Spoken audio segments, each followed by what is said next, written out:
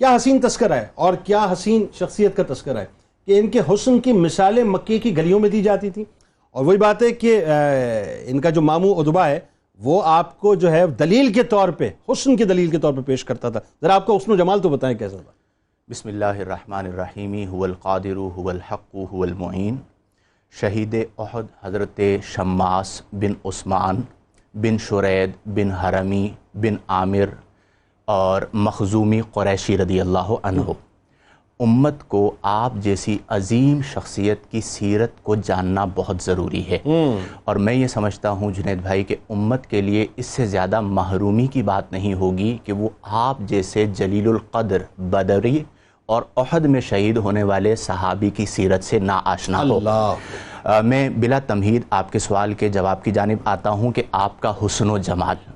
آپ جانتے ہیں کہ نبی کریم علیہ افضل الصلاۃ والتسلیم کی سیرت طیبہ کا یہ عظیم پہلو ہے کہ جس طرح آپ کی دعوت کو عام لوگوں نے قبول کیا، اسی طرح مکۃ المکرمہ کے جو بڑے گھرانے تھے ان گھرانوں کے سمجھدار لوگوں نے بھی آپ کی دعوت کو قبول کیا، اور اس کا اثر اسلام کی ترقی میں نظر آیا. انہی بڑے گھرانوں میں سے ایک حضرت سیدنا شماس بن عثمان رضی اللہ عنہ ہیں.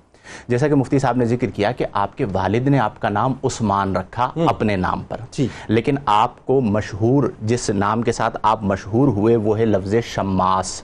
یہ بر وزن فعال ہے جو کہ شمسن سے مبالغہ کا صیغہ ہے، اور آپ جانتے ہیں کہ شمس سورج کو کہا جاتا ہے.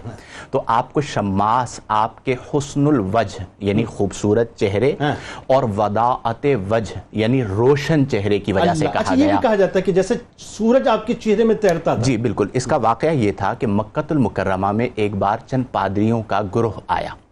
ان میں سے ایک پادری بڑا خوبصورت تھا اور اس کا نام شماس تھا. تو عربی لغت کے اعتبار سے اب ہم اردو میں لفظ شماس کہہ رہے ہیں.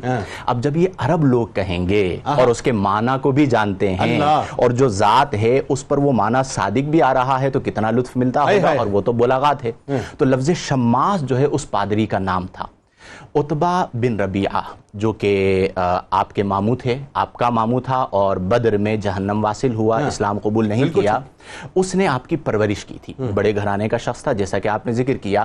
تو جب لوگ کہہ رہے تھے کہ کیا ہی خوبصورت ہے اس پادری شماس کے بارے میں، تو عتبہ بن ربیعہ نے کہا کہ انا آتیکم بشماس احسن منہ. اچھا، یہیں رکو، میں تمہارے پاس ایک شماس کو لے کر آتا ہوں جو اس پادری سے بڑا حسین ہے.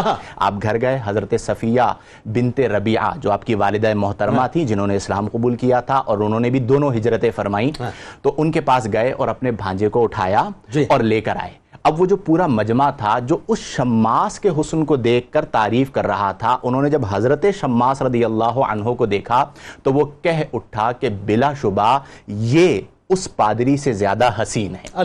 یہ وہ موقع تھا کہ جب آپ کا نام عثمان معدوم ہوا اور اس کی جگہ پر لفظ شماس موجود ہوا، اور اس کے بعد پورے قریش میں اور پورے عرب میں اور مکۃ المکرمہ میں آپ کو شماس بن عثمان کے نام سے جانا جاتا تھا.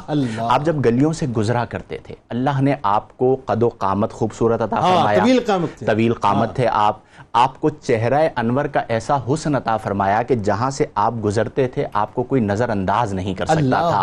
آپ کو خوبصورت بال، گھنے بال عطا فرمائے، سیاہ رنگت بال عطا فرمائے. گویا کہ وضاعت وجہ کی وجہ سے اور حسن و جمال کی وجہ سے آپ کو اس لقب سے ملقب کیا گیا، یعنی لفظ شماس کے لقب سے ملقب ہوئے. اور آپ کی مثال دی جاتی تھی